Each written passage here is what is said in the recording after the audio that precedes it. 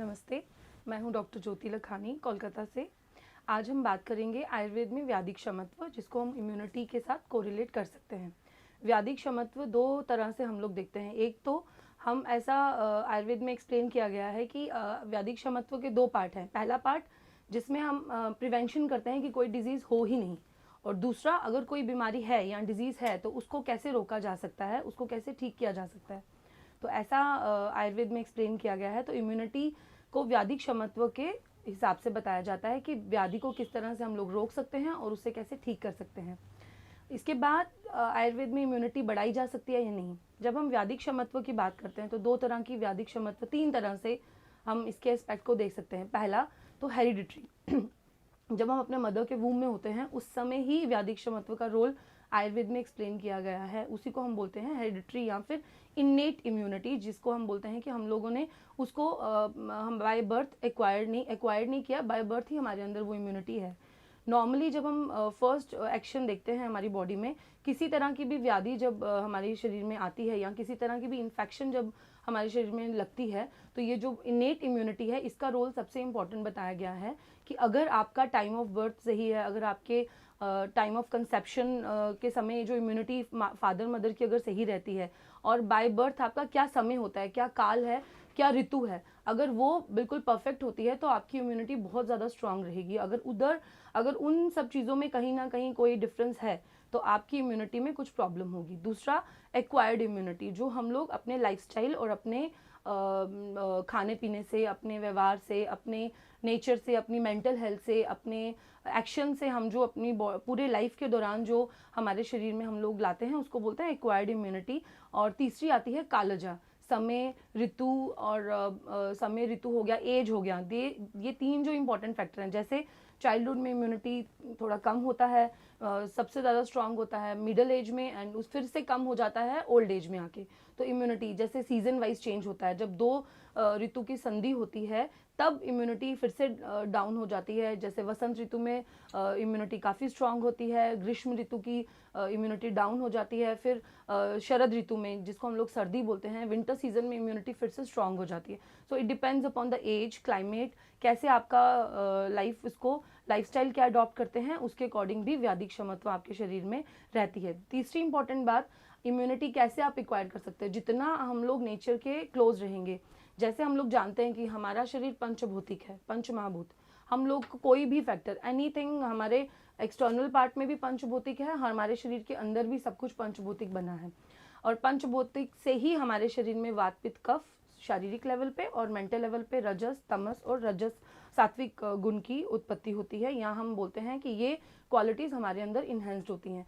अब आप अपनी बॉडी को, आयुर्वेद में कहा जाता है कि स्वस्थ शरीर हम किसको बोलते हैं, जब हमारे जो धातु हैं वो सामान्य रहते हैं, जब हमारे जो दोष हैं वो सामान्य हैं, जब हमारी अग्नि सामान्य है, इन सब चीज़ों, हमारे जो स्रोतस हैं वो सामान्य रूप से काम करते हैं, हमारे सारे ऑर्गन्स, हमारी इंद्रियां, ये सब अगर सामान्य रूप से काम करती हैं, और मेंटल लेवल भी, प्रसन्न आत्मा मन इंद्रिय अर्थ, इसमें मेंटल लेवल भी, आपका मेंटल हेल्थ भी इक्वली रोल प्ले करता है। अगर ये सब हम बैलेंस रूप में रखते हैं तो एक पुरुष को या एक इंसान को हम लोग बोलते हैं वो स्वस्थ पुरुष है। एक बहुत सिंपल एक प्रिंसिपल है, अगर हम जितना अपने आप को पंचभौतिक रखेंगे उतना हमारा शरीर ज़्यादा अच्छे से रहेगा और उतना स्वस्थ रहेगा। कैसे करना है, बहुत सारे आयुर्वेद में इसके बारे में बताए गए हैं।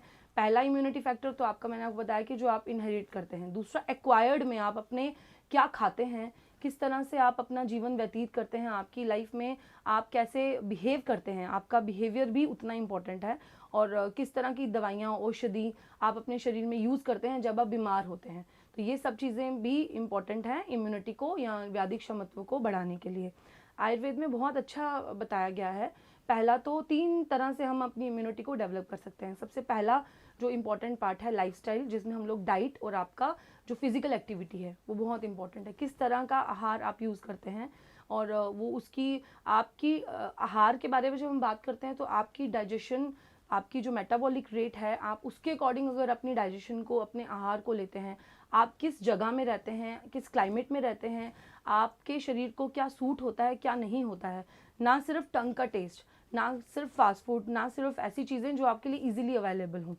आप अपनी इम्यूनिटी को बढ़ा सकते हैं। सो कुछ ऐसी औषधि जिनके अंदर नेचुरल क्वालिटी है इम्यूनिटी बढ़ाने की। जब हम इम्यूनिटी की बात करते हैं तो ऑलवेज रिमेंबर रसायन।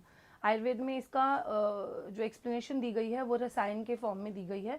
बहुत साल पहले हमारे आचार्यों ने इसके बारे में एक्सप्लेन किया था। तो दो तरह के रसायन हम लोग यूज़ कर सकते हैं। एक तो एक्टिविटी की फॉर्म में, जिसको हम लोग पंचकर्मा थेरापीज, जिसको हम लोग कुछ पंचकर्मा चिकित्सा हमारे शरीर में ऐसे हमारे आयुर्वेद में एक्सप्लेन की गई हैं, जिसके कारण हम अपने शरीर को रिजुविनेट कर सकते हैं, अपने शरीर को डिटॉक्सिफाई कर सकते हैं।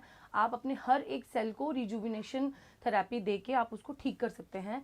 ये दोनों तरह से काम करती हैं, एक डिजीज़ होने पर भी या फिर उसकी प्रिवेंशन पे भी। रसायन यूजुअली हम लोग ऑलवेज रिकमेंड करते हैं कि प्रिवेंशन पार्ट पे स्टार्ट कर देना चाहिए, ताकि आप किसी डिजीज़ से ग्रसित हो ही नहीं। आजकल अगर आप लेटेस्ट रिसर्च बेस्ड जाएंगे कि हर disease is connected to the free radicals. हर एक डिजीज़, सडनली हार्ट अटैक हो जाता है, सडनली कोई बीमारी आ जाती है और इतने लोगों को अफेक्ट कर जाती है, सडनली किसी को घुटने में दर्द हो जाएगी, बोलेंगे रूमेटॉइड आर्थराइटिस हो गया, किसी को किडनीज डैमेज हो जाती हैं। ये सब सडन नहीं होता है। There is a process of making this disease, जिसको हम लोग बोलते हैं फ्री रेडिकल की फॉर्म में हमारी बॉडी में एक्ट करते हैं। There is a process of oxidation and antioxidant, जिसको हम लोग बोलते हैं natural immunity in our body.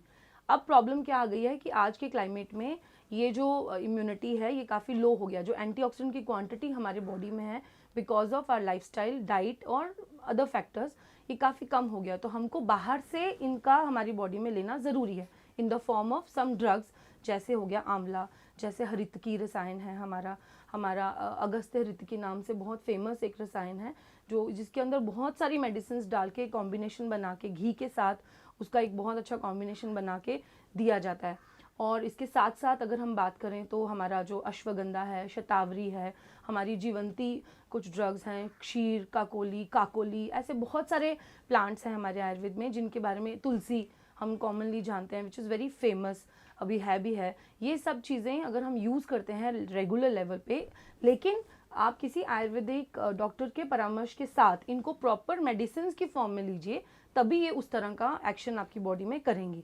ना कि आप इसको सिंगल ड्रग थेरेपी से, जैसे बहुत सारे नाम से हमारे मार्केट में है, वैसे नहीं। इसको प्रॉपर आयुर्वेद के हिसाब से अगर आपको लेना पड़ेगा, तब आपका इनका रिजल्ट आपके शरीर में देखने मिलेगा। इसके साथ साथ जब हम नॉर्मल लाइफ की बात करते हैं, तो हम लोग जब हम बात करते हैं अपने फूड में, हम लोग क्या ऐसा ऐड करें अपने फूड में जिससे हमारी इम्यूनिटी बूस्ट हो।